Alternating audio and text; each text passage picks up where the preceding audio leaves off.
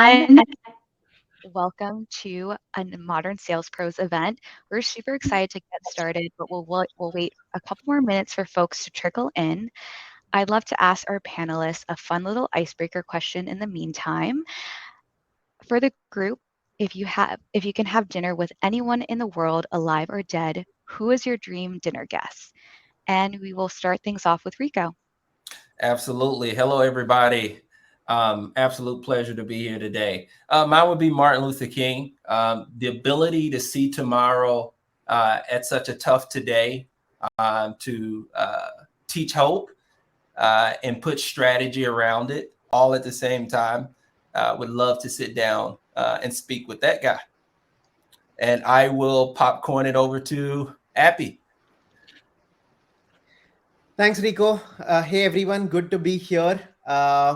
For me, it's probably going to be J.K. Rowling. I'm a big Rowling fan, and I'd love to talk to her about her imaginative power and what goes behind what she writes. It's pretty intriguing. That's a good one. Nice. Both of you. Who are you going to popcorn it over to? I'll popcorn it to Rob. Thanks, Appy. My choice would probably be Anthony Bourdain. I've read all his books. I love to cook. I find him to just be fascinating. It was super tragic when he ended his own life, and I would love to sit down and better understand that man and share a good meal with him because he's had some incredible food around the world.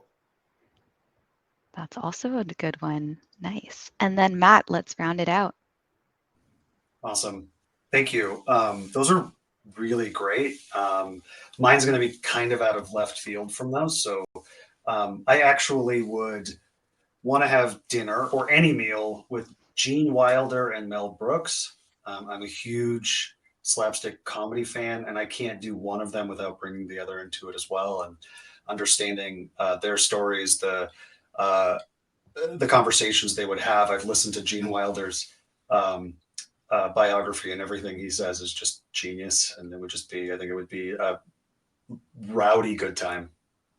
Absolutely. Amazing choices, everyone. And thank you for sharing. All right, let's get started on today's topic, maximizing success, getting the most out of your event strategy. But before we begin, I'll say a few words about the team at Modern Sales Pros. Hello, everyone. My name is Angelica. I'm one of the community event managers at MSP. And for those of you who are not familiar, Modern Sales Pros is the world's largest and highest quality community for those in sales management, sales leadership, sales and revenue operations, and enablement, aka our Modern Sales Pros. Our mission is to create an environment for our members to answer questions they struggle to solve on their own. We do this through live sessions like the one you're at today. We also have an online robust forum, and we also have our in-person events, which I'll talk about in the next slide. So if you're not already a part of MSP, you'll be invited to join right after this event.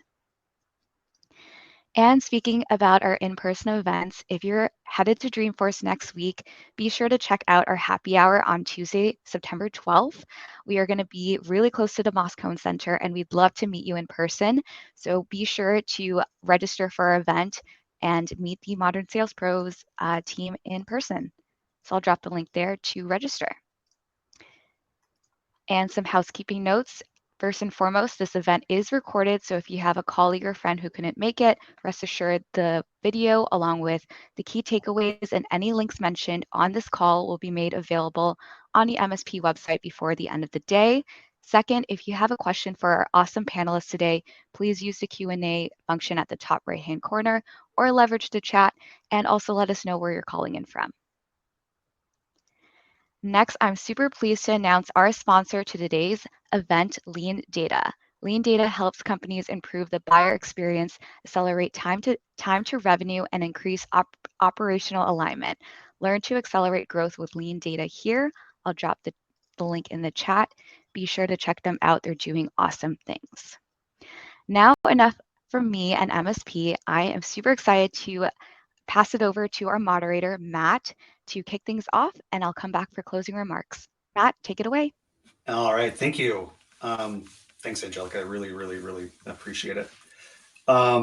Hi, everybody. I'm really happy to be here. My name's Matt Lyman. I'm the VP of Demand Generation over at Lean Data.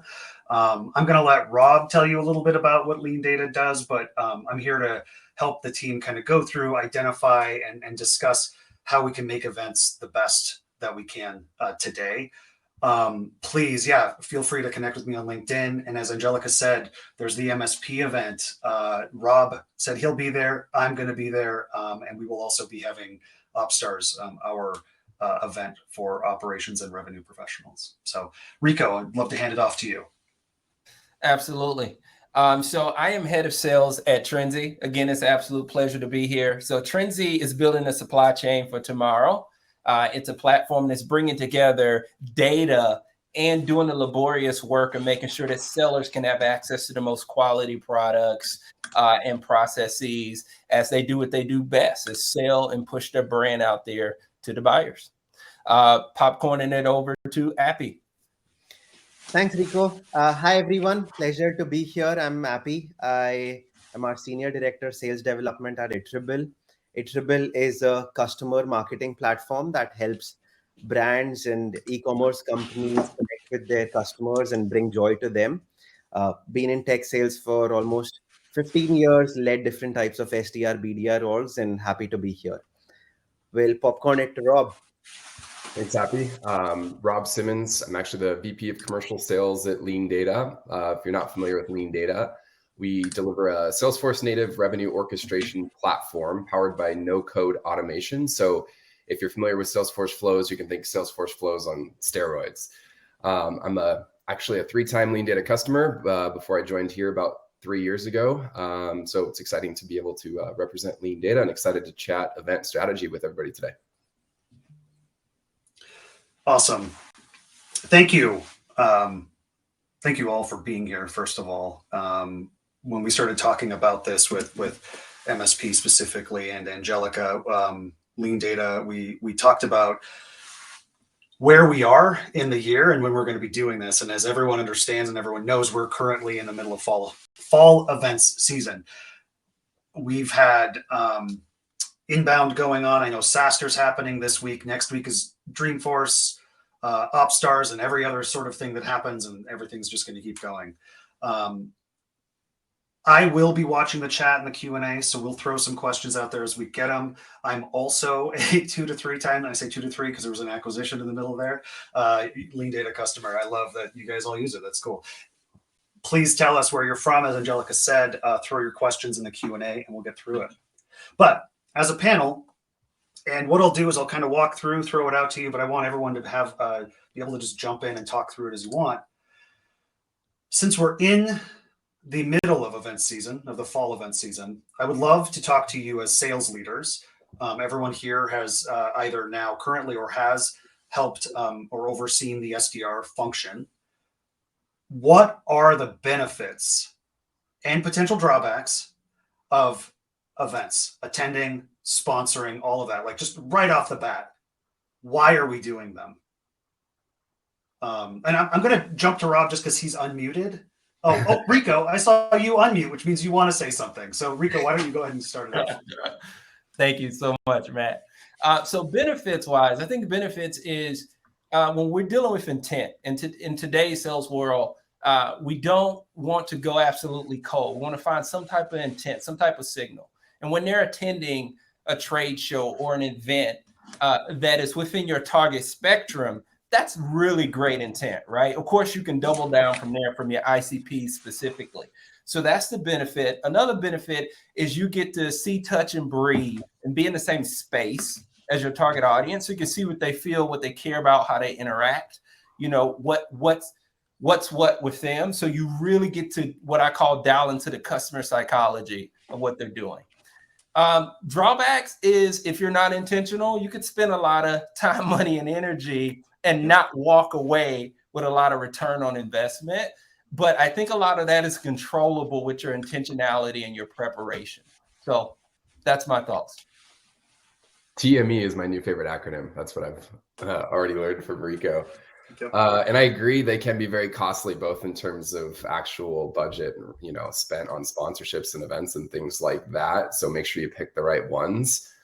They can also be distracting to your team, especially if they have to travel and they've got downtime on airplanes and things like that. So I'm always very selective with who we send to events to minimize the business impact of distracting salespeople. And but overall, I mean, the positive far outweighs the negative, assuming you're picking the right events. People are going to these events with the intention to learn, to engage, to network, all that stuff. So it's the perfect place to introduce new potential customers to your brand, your products, your services, and also a great place to interact with your current customers. So like we love to do wraparound dinners. Whenever we're traveling to a city, let's make the most of it. Let's do a dinner for our customers the night before the event begins. Plus, I'll end it by saying there's no comparison to a face-to-face meeting with your customer and prospect compared to a Zoom call. So the more sales reps are able to get in front of their prospects and customers, the better from a revenue generation standpoint. Great. I was giving a small pause in case anyone wanted to jump back in there, but I think you've all said some really cool things. That the TME thing is definitely great. Time, money, energy. I feel like that's some sort of it's going to be like a Moneyball reference there somewhere down the road, where it's like you're actually creating a formula to find out what your TME is on there. But as you guys were going through that, there was conversations about learning, engaging, meeting those people face to face, and really getting to know who they are, what you're looking for, getting getting new prospects in front of your product. That's great, and we all want that. But as we sit and look at it, we know that every team is built very different, and all of the planning is done very differently across every org. So as you sit there and look at that, we may sit and say face-to-face is great. I'm a marketer. Your marketing team may say, no, that's not, we're not going there. That's not great. That's not great. So the question that on there is, as you're building that out, as you're planning that out, as you're looking into events for the year, events for the season, however you're going to do that, how do you see success in the planning stage? Who has the ownership? How do you guys break down those silos, get the buy-in? What are sort of the critical steps that you have to go through? And I assume this is a much bigger question, but really, how are you taking a look at that as you go into planning on what you want to go to? Anyone? I know I saw some head nodding. So, Appy, why don't we start with you on that one? Yeah, I think if it's a recurring event that happens multiple times a year or once a year, definitely looking at what was the impact of that event if we joined last year, right? Like how much pipeline were we able to generate with that event last year? How many, from the SDR world, how many meetings were we able to create? How many opportunities were we able to generate? How much closed revenue did the company generate by inviting prospects, customers to that event? Looking at that data is going to help make a decision if you want to go to that event again, and also encourage and motivate the team to do outreach to show that why it works and why it's the best use of their time and the prospects' time to get at the event in front of us. I think also I love that when you're prepping for the event, I think sometimes it's usually a mixed bag. You know, usually you'll see AEs at the event. If I'm speaking in general, sometimes some marketing, sometimes some SDRs if they had the privilege to go. But I think we kind of forget the roles at the event. And I always tell the team, be who you are at the event. If you're an SDR, you need to be an SDR at the event. Prospect, Connect, Qualify. Nothing changes. You're just in person now. AE needs to be an AE at the event, right? And so I think we need to assign the roles, and everybody has a clear duty. So when they walk into that building, they know what their goals are, what their role is. And it's not just like everybody's just going to help out, right? It's more so like we're going to do what we need to do here, and we're going to come back with something that ties back to the role I left with, and a nice little process of what you come. If SDRs come back with a list of leads they've qualified, that they've learned something about, that is a win, you know. And the AE would try to go a little bit further if they could. So I would say be who you are at the event. It brings up a good point too, Rico, about just the having diversity at your booth with different roles, different people, because there is so many different roles that need to be played. Like you want your SDRs getting out there, bringing people in, and then you need other folks that are there that are more technical, that can answer questions, maybe run product demos and stuff like that. So it is great to get some differing personas attending your events. Though I think everybody needs to have a little bit of SDR in them when they're at events. Everyone needs to have a little bit of that hustle. Once an SDR, always an SDR, right, Rob? I believe that. I don't have a formal tattoo, but like there is a tattoo somewhere on me that's SDR for life. And then finally, to build on what Rob said, when you're at an event, what's also important is to capture whoever, whether it's an SDR, whether it's someone from marketing, whether it's an AE, as much notes as you can capture. Oh. As much notes you can capture to provide to the SDR team once these leads are followed up back, they can use those notes to follow up with those prospects. That's what is going to help them in setting up those follow-up meetings. But you guys this is all great. You're jumping ahead, guys. We got those questions. No, this is good. I think there's a couple things. I'm going to stop saying that after this one because I feel like you're all dropping just gems all over the place, and I won't keep saying a couple of things here. Rob, you mentioned the roles of the people that are attending, the profiles. Do you all see that is different based off of the size of the event or other specifics around the event? Do you see maybe this one let's just say in a perfect world, we have 5 passes for our booth at every single event, regardless of the size.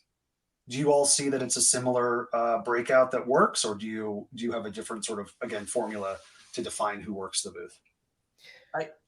At Iterable, we look at the region, the prospect type, who are the personas who are going to attend. Is it more growth accounts or enterprise accounts? Is it in New York or in Texas or the Bay Area? So keeping those 2 factors in mind helps me make a decision of which SDRs I should send to that event. Anybody else? I saw a lot of nodding. Yeah, Rico, you said in the chat, scale with perceived value. Do you want to touch on that? Yes. So absolutely. For example, my team just attended the Magic Trade Show in Dallas, which was a lot smaller than the trade show we attended 30 days before as the Magic Show in Las Vegas, the mothership, right? So I think the perceived value of Las Vegas was a lot more. So we brung everybody out, marketing, sales, some SDRs. But Dallas was a lot smaller venue. So we kept it a little bit more intimate, a couple A's, couple SDRs. So I think you should look at the perceived value and scale appropriately. Because from a process standpoint, it feels good to say, here's our set formula. But what I think that overrides process, I love process now, but what overrides is that performance. And so it's like you need to scale where needed. If you feel like, hey, all of our people who will receive value from us, some of our top profiles are going to be in this space, let's make sure we put the resources there as needed. I would just to not repeat the other gentleman here. I do think it really depends on the event. And I'll give an example, right? If we're going to like Dreamforce, we know that's going to be enterprise heavy. So we want to make sure we have more of our enterprise sales team at that particular event. We also need a healthy dose of sales engineers, solutions consultants who can get more technical and answer the questions of those attending, which is going to be IT and Salesforce admins and folks that really want to get in the weeds. But if we're going to a user conference for a company, let's say like a Sales Loft or Outreach, those are mostly going to be sales leaders. They don't want to get in the weeds. They don't want to get super technical. They want to talk about how is your product going to drive more revenue for us. And so then I'd rather have probably more SDRs and AEs at that show who could have more of that business value kind of sales conversation. That's a really good lead into the next question. It's a tie-in still to this other, is you've each talked about, that's how we're going to plan it, how we can decide who's going, how we do that. Who at your org owns events and owns event planning, defining, and the strategy around it? Rob, I'll simply just say it's my team at least. It's you. This guy. No, but Appy, Rico, how, because every team is different, right? How do you guys do it? So at Fair, I was just at Fair a year and a half before I moved over to Trenzy about 40 days ago. At Fair, event marketing would lead it, but they would partner and create a committee with sales, right? So sales would then say, hey, we feel that these folks should lead the charge, but event marketing would make sure that the meetings were held, the materials were there, and that they're kind of guiding the way. Here at Trenzy is a little smaller of a company. And so my team, we're leading it. We do have partnership from marketing, but we're kind of leading it at the moment. But eventually I would like to get back to that model where the people who focus on events every day is leading the charge, but making sure they're partnering with sales so that we can put all our brains together and come up with a good approach. Yeah, that's a good one, Rico. Over here at Itribble and in general, what I've seen, marketing owns the process of getting the attendee list, the registration list, right? They get that big list of the event, they pass it to the SDR BDR team, and the SDR BDR team, along with their AEs, own the registration sign up, the attendance sign up process, right? Like, let's invite these prospects in this region to the event. Let's invite them to our booth. Where we get marketing's help is in that content creation, where they create a new web page, they create a nice outreach sequence, some templates that the sales team, the SDRs can use to get these people onto our booth. And Appy, just to follow up on that, does the marketing team then own like the budget and the strategy around which events you're going to go to and what the plan is on that? Yes, they own the budget. When we're doing our fiscal year planning, they own the budget of which events we'd like to go for and what support we need from the rest of the GTM org. Great. Okay. That's awesome. We just did a lot of the sort of like high level administrative stuff. And as you all know, we're going to talk a little bit about sort of each phase of the event. We've touched on a few of those things. We might repeat it. That's okay. We should. There's specific things here that people should hear. And if we say it multiple times, that's good. So I want to jump into a couple specific areas, and we're going to look at those specific areas based off of pre, during, and post event. So we'll start with start at the beginning. But the first thing that I would love to talk about touches on what Appy was saying with event lists, registration lists, etc. How do you activate people before the event? How do you get them to know to come to your booth? How do you activate them in a world where I think I can tell you Dreamforce gave out the attendee list last week because I've received 25 emails in the last 20 minutes. How do you break through that noise? And how do you beforehand make it so people are interested to come and we'll keep calling it activate before the event? So even I would say like before that is getting the right stakeholders in the room and like, let's sit down and talk about the event. Who do we expect is going to be attending? Like what's literally by title, persona, whatever you want to call it, who's going to go to this event. And then decide on what's the right attendees from our team. And then what are our goals for the event? Like define some KPIs, what you're looking for. Appy mentioned earlier, like opportunities created. Maybe it's a little bit later stage, like we're looking for pipeline added or way bottom of the funnel, like closed won revenue. So decide on some of that stuff. And then ultimately that's going to help kind of dictate your strategy going forward. So I definitely believe in pre-event outreach. I don't like leaving salespeople to have to write all their own email copy and stuff like that. So I would say get the collective heads together between sales and marketing and let's build some email templates and sequences for them for their outreach. Great if you have a little bit of budget set aside for some sort of incentive that's going to help you rise above the noise. Perk people's ears up a little bit, get them to maybe come over to your booth. So, might be a Tesla. It might just be a $50 gift card, whatever it is, something like that.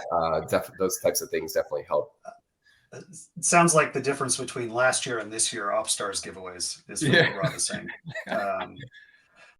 And actually, really quick, if you guys don't mind, just to base off of what Rob just said with the the planning out and the defining it, and the content. I do find it personally, I find it extremely important that the event planning, the marketing team, whoever is running it, sits down and defines out the overall theme based off of the event and how you fit into what they're doing. So if Salesforce has a theme about AI driven blah, blah, blah, how do we tie into that? What is our message? So then you can build that into the story that you're providing to the sales team, to the SDR team, et cetera.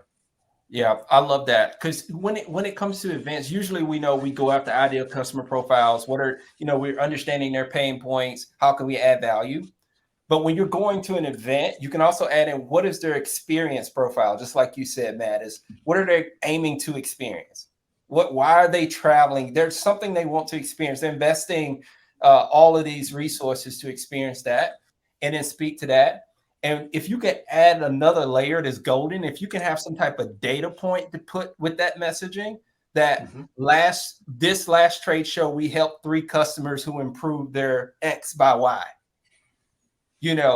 Throw something in there to create that FOMO, that fear of missing out. And I want to come talk to y'all in the booth. If you can put that with the experience, I think you can really kind of take your sequencing and messaging to the next level if it can be relevant.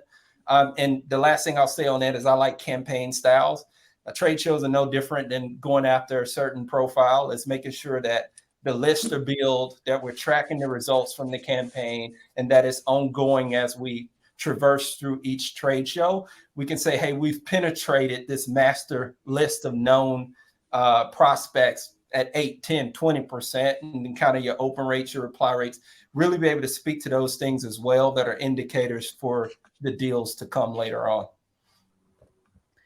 Rico, love the data points, that we helped these many customers during the last event. So love it. I love that. Yeah.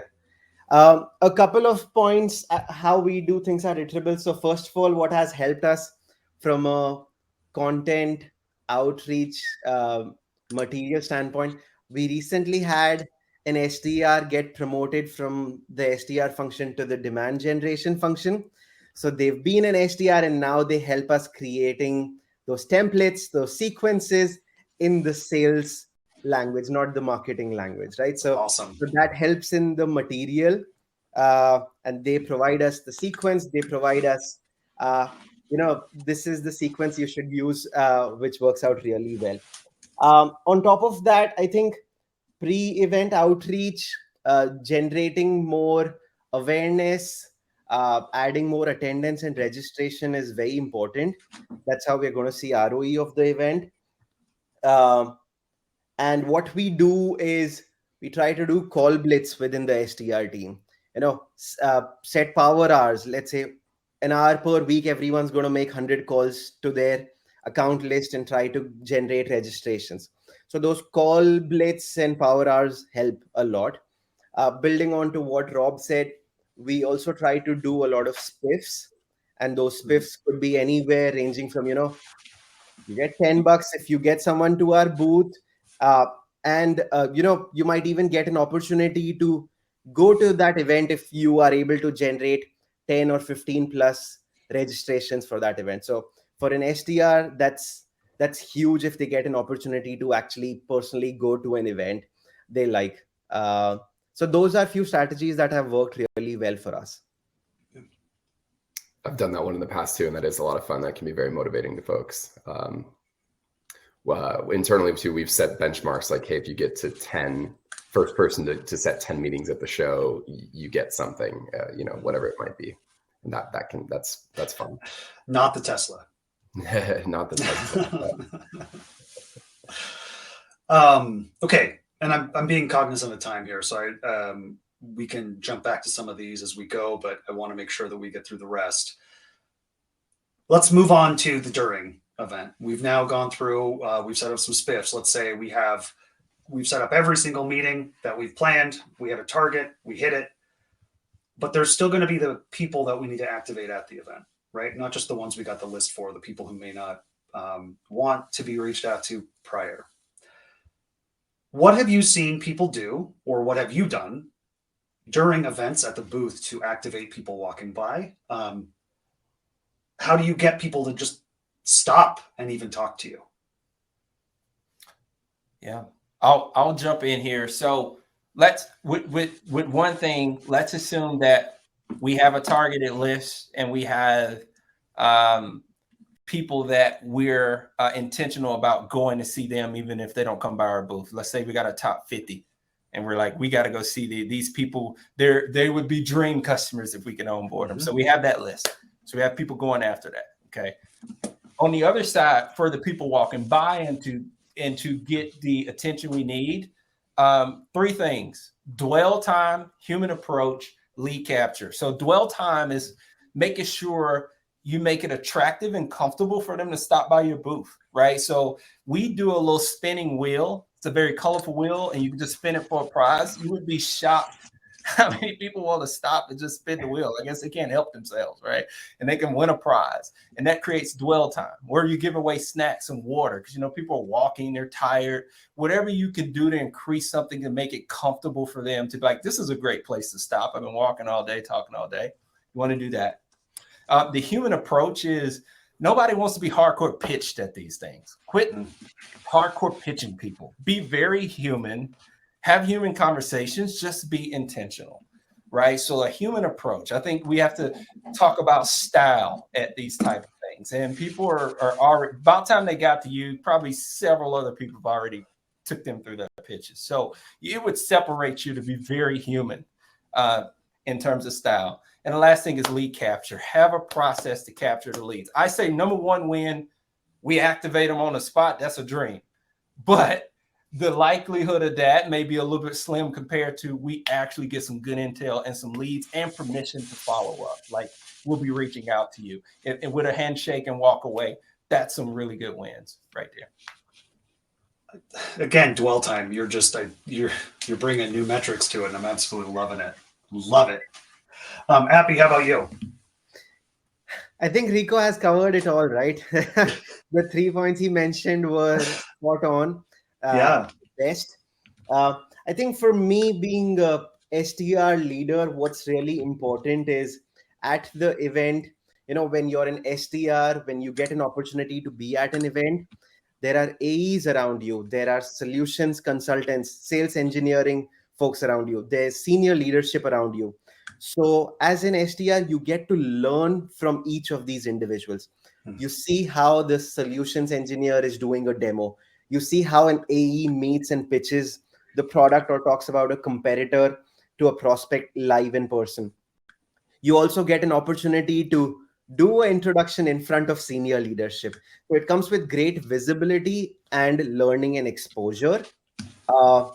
And then to build on what Rico said, in the SDR world, what's important is as detailed notes as the folks who are at the booth can take and add to their lead scanner, take notes, or Slack the account owner right away that this is the kind of conversation they had. This is what the prospect is looking at. Passing all of that information to the person who's going to do the outreach, mostly SDRs, is going to be way, way, way helpful. And that outreach, that personalized outreach, is going to help us stand out of the 20 Dreamforce emails, Matt, you've recently received, right? Yeah. How things are going to stand out. 100%. And that actually ties back to the earlier about pre-event is work with your marketing team on the fields for those lead scanners and make sure you have a consistent process, consistent fields, so you can have that. Like that is the gold right there. 100%. The other pre-event stuff that you want to make sure you nail that's going to help you during the event stage is prepping the team that's going to be on the ground there. Like, what do you want for attire? I think it's great if you can get everybody looking a little bit uniform, have some sort of company attire on so you all match, look the part. The basic stuffs like making sure you're smiling, making sure you're looking friendly and approachable, and getting out there into the aisleway a little bit and engaging people, not just standing behind the booth waiting for them to come up to you. So just teach them some of those basics, especially if you're bringing a more junior team. The other thing, I've been to a few shows already this year that I'm noticing the booths with the biggest lines are definitely the ones that have the spinning wheel, like Rico mentioned, or they're giving away some sort of gift in exchange for your time for a quick introduction. Like just basic little stuffed animals are hot. Like people are away from their households, away from their kids. Or their dogs, their fur babies, and they want to bring home a little stuffed animal to give to the kids. Like I know I'm thinking about what can I bring home for my daughters. If I see you got a cute little teddy bear, I'll go give you 10 minutes of my time to take that teddy bear home. And you never know, that person could go, oh, wait, actually, I'd never thought about this, but yeah, let's do that. Yeah. There's nothing wrong with looky-loos that want just your teddy bear, and then suddenly it turns into, oh, actually, this might be an interesting fit. Yeah, and go ahead. Those are some really cute points, Rob. We'll take it into consideration, right? Some feedback I've recently heard from my team, especially for big events, is, getting a daily update on how's the vibe at the event. It's a 3-day event. The sales team has put a lot of efforts in driving attendance and registration. How was day one? What happened in day one? What were the key highlights? Here is wrapping up day 2. This is what worked really well. These are how many swags we handed out. These are how many wheels we had to spin up. That really encourages the team to be updated, and then they look forward to the post-event follow-up. Yeah, and actually both of you sort of jumped into some follow-up pieces I had around, how do you adjust each day? So just using things like Dreamforce, I use that because it's one of the larger ones that you have multiple days, right? If you have a 2-day event and you see something working on day 1 that you weren't necessarily planning was going to work, how do you adjust that for day 2? And Appy, I think you just touched on a lot of that. Is you have that conversation. Potentially you have a pre-day meeting where everyone is able to join and you have that conversation. So I think you hit that. The second follow-up, and I'm going to call it out specifically because I do want to hear all the opinions on this, but is swag or no swag? You got my answer, definitely. I know, I know, I've got yours. I've heard it. Yeah. Make it very like visible too. Like people just walking by, they can see what your swag is just from the aisleway. They shouldn't have to come up and like lean and try and figure out what it is. You want to catch their eye. I think that's key. Swag works well. I mean, I don't know, but people love the socks. And I myself have almost a dozen of different company socks. I think I have Lean Data socks as well. So it works well and helps you stand out. And you never know who's looking at that swag. Maybe after a month, after 6 months, after a year. I've had prospects come and say, oh, yeah, I've been collecting these socks for the last 4 years from your company. And that's what comes to their mind when they think about our company. And that's the brand we build in the long term. Yeah. And I think that also the swag probably goes back to, just because you said the socks thing, it's going to go back to the review of who's going to be there, the personas. If you're doing an executive level event, you're probably going to have an executive level type of thing, right? They're not going to want to walk away with an octopus charging cable. They don't care. So, Rico, I don't know if I heard you respond on those, but if you have any thoughts. Swag 200%. And if you can add in relevant refreshments as well, like I said, I've seen cold water at these type of things where they're walking around do wonders. Just water, yeah. Just water, man. Let me stop and get a bottle of this, right? So if you can have swag and some relevant refreshments, whatever that is, I think you can increase your success for sure. I haven't even seen this done, but like people should just, next to the water should be the little individual 2-packs of Advil or Tylenol or something for those achy backs and feet. Or the, again, back to Dreamforce, the recovery pack on Thursday after they have their party on Wednesday, right? Like those can be helpful because people are looking for, I need some Advil for those achy feet, for my sore back, for the headache from the concert. Things that are visible are good too. Like it's awesome if you see people all over the trade show floor carrying around whatever your thing is. Like if it's that stuffed animal that's maybe just a little too big to fit in that backpack, they got to strap it on the outside somehow. Now everyone sees the panda bear and they want to know where the panda bear came from. And the truth is too, the thing that I will say as a marketer is it's the cheapest marketing you can do, right? Especially like t-shirts. You create an interesting looking t-shirt that people they don't even have to wear. It's the kind of shirt that they wear when they're washing their car or they end up washing their car with. However, you're going to get the people who do wear it around, and it costs you $10 for all that sort of walking awareness. So just an interesting thing to keep in mind there. All right. So I'm looking through our notes here because I want to make sure that I hit all of the things. Can I actually, this is a sort of a pivot from what we've talked about before, but based off of what we were just talking about, what we were just discussing about being successful and pivoting from day to day. Do any of you have a specific example of a way you've done that? And I know that, Appy, you sort of mentioned before fill out the notes at the end of the day, but do you have maybe a specific example where you saw we went from this to this and it was phenomenal, day one to day two? Yeah, I think explaining the reason to folks who are at the booth around how this information is being used. I know where reps have at the booth, after a conversation directly slacked to the account owner or the SDR, and they immediately send them, hey, good to have you come to our booth and meet our team member. Here's a congratulatory gift for your 1-year anniversary, because they just had the conversation at the booth. And that drives so much personalization compared to all the hundreds of people walk by through the booth. So that's something that really works out and makes our outreach become standout. Awesome.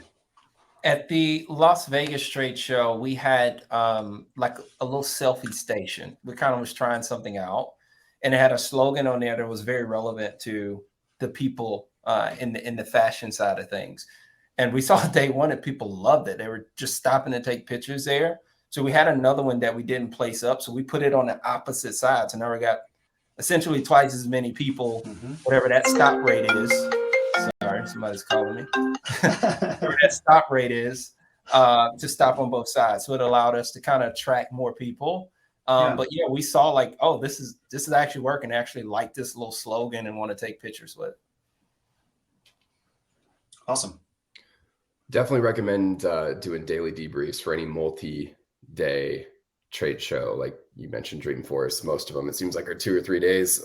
Definitely debrief. It can even be as early as midway through the first day. Hey, what's landing? What's not landing in our pitch? Who are you talking to? Like, example, earlier this year, we went to Salesforce Connections. We noticed pretty quickly, okay, there's a heavy e-commerce element here. And a lot of marketers in e-commerce, like our normal talk track, we might want to adjust a little bit to make it more relevant to who's here. And so like just a quick huddle behind the booth could happen midday, could happen after the first day, over dinner, and then, hit the ground running the second day with your kind of now optimized approach to what you think is going to be most effective for the event. Awesome. Okay. We're going to move on to post-event. I mentioned earlier with the lead scanners, et cetera, that's really the gold, right? They're getting that information, getting that detail. So we get those. But you've given us a couple of really great examples of that reach out et cetera. How do you prefer or how have you seen it work best to activate these people post, to nurture them, to contact them, essentially to get the best ROI out of these events, to hit those opportunity counts that you're probably hoping for? What are some things that you do, specific if you can, to really help drive that through your sales team?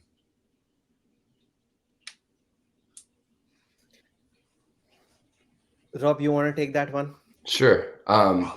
You got to have good lead scoring up front and good note taking up front. Otherwise, it's all going to just be terrible follow-up. I was going to use a bad word. Just terrible follow-up if you don't do the work up front to do lead scoring and good notes. We want to be as personalized as possible, as well as timely, speed to lead as timely as possible after a good high quality conversation. So for us, we kind of use like a P1, P2, P3 lead scoring model. P1 is like hand raiser. It's urgent. We need to connect with them. Whenever that boot scan gets submitted into Salesforce, like in real time from the scanner, lean data is going to pick that up and send a Slack alert to whoever the account owner is and let them know, like, boom, there's the notes. Here's who just had that conversation. Then the person who owns that account would follow up right then and there. Just like pre-event outreach too, we're going to design email templates and sequences in our sales engagement platform for reps to leverage. But the key thing there is that first touch point should either be a phone call or a manual email so that the rep has a chance to make sure they read the notes and can thoroughly personalize that based on the conversation that was had on the trade show floor before the outreach actually begins. So, Yeah. Sorry. Go ahead. Yeah, I love that. To add on to what Rob is saying, definitely speed to lead up front. However, on the other end, I've seen quite a bit of wins by using the superpower follow-up. What I mean is you have a group that speed to lead, they'll answer immediately. You have a group that's never going to answer you. You have a group that's so overwhelmed, they prep for the show, they were at the show, they get home, they're behind, their dog is hungry, their family is there, and you're not going to hear from these people immediately. But if you can stick with it 2 weeks down the road, if you hit them with a relevant message after they're caught up and they can breathe, you'll get a response. So we've seen kind of that staggered response, especially at fair, where people saying, so sorry, I was just like, there's so much going on. I had to like take 2 days off, and so just kind of like not give up on that first initial touch. So maybe the follow-up sequence is a 30-day sequence. Maybe there is consideration within the sequence that if we don't get them on this first quarter, there's a pause, and then we kind of come back around with some relevant outreach. I think what I hear both from you, Rico, and Rob is the level of personalization is very important when we are doing outreach, right? Whether it's speed to lead right away or whether it's after 2 weeks down the road, the level of personalization that's being done while reaching out to these prospects is very important. I think another important bucket is the process of these lead flowing to the SDR or AEs. We use lean data that helps us, we get an event list, our marketing team uploads it on our Salesforce, and it automatically gets routed to the right AEs and SDRs. And the SDRs and AEs start their follow-up looking at those notes. I don't think every company has figured it out. I don't think that process is smooth, and I definitely think there's an opportunity for that process to become more smoother, because oftentimes I hear from AEs or SDRs, I didn't see those leads. Where can I see the campaign notes? And those kind of questions. So I definitely think there's an opportunity for sales and marketing to collaborate in a more efficient way at every company and make sure the process around passing those leads with the right amount of information to the SDR, AE, sales org is very crucial.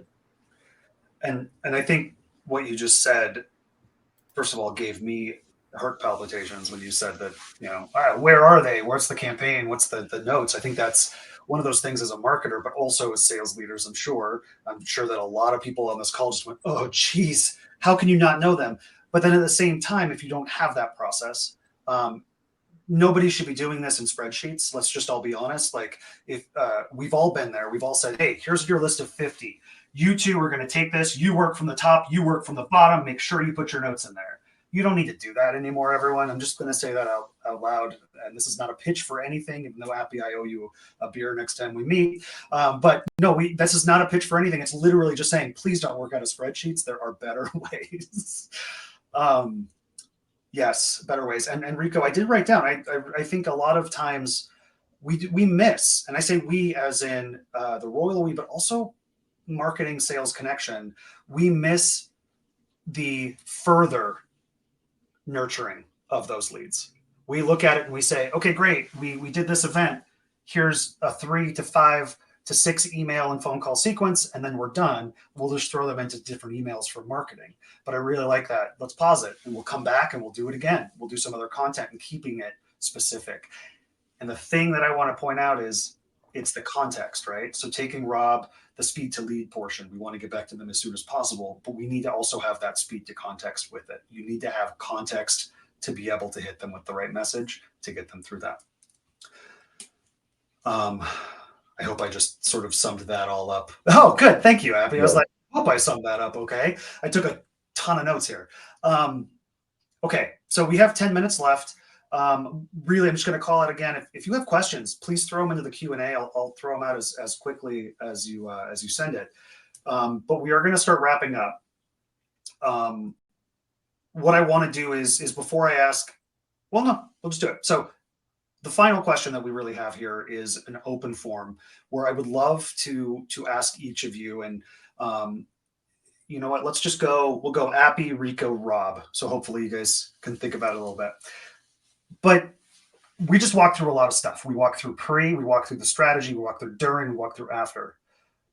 Can you each give your most important bullet point that you want people to walk away with from this? Like why did they just sit through listening to us talking heads talk about events, etc.? What is the one thing that you think they really need to go back to and be able to say, this is practical, I'm going to implement this today?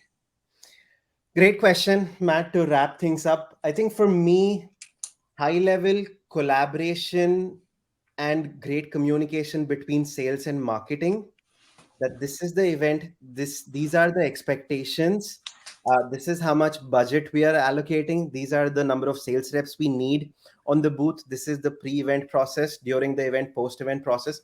So active communication between sales and marketing, and then setting up accountability and clear expectations on who's going to own what part with clear timelines is the key. And as sales leaders, we all can do a better job, and that's what is going to help us get the most out of these events. Awesome. That's great. Thank you. Rico. Appy killed it.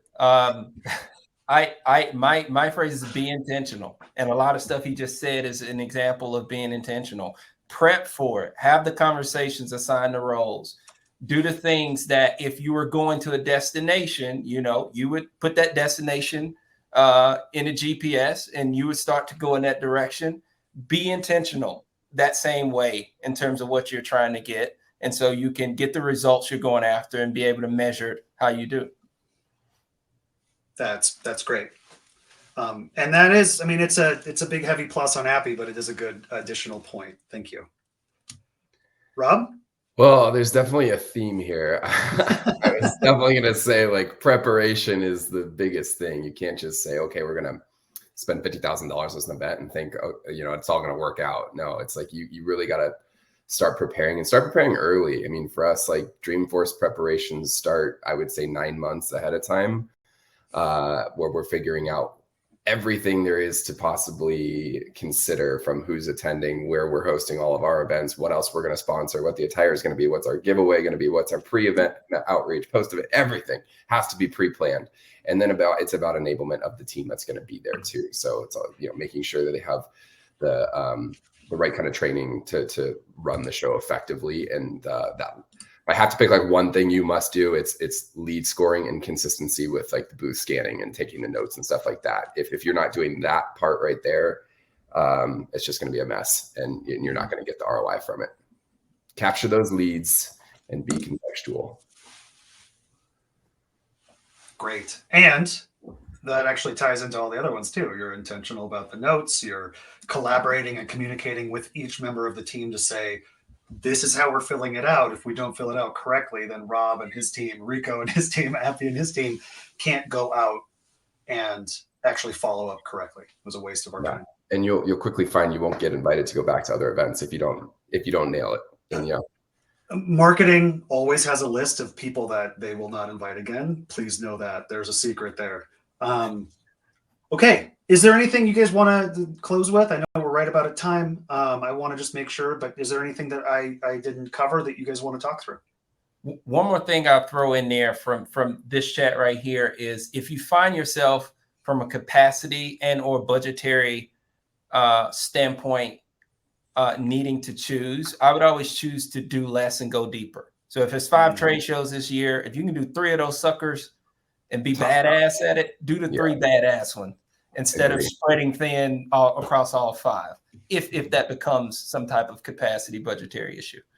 Yeah, totally agree. Going to an event where it's the booth's understaffed, the team there's overworked, you don't have any swag or no rhyme or reason for it. It's just a bad look. You'd rather ball out at the 2 events of the year that are most important. Mm-hmm. Great. Awesome. Well then, Angelica's going to join us again. But thank you all. Thanks for letting me join you and talk through this stuff. I've really appreciated it, and I've learned a lot. I mean, no joke. I've got a giant thing of notes here I'm going to take back today. So thank you. Yeah, that's what I was about to say.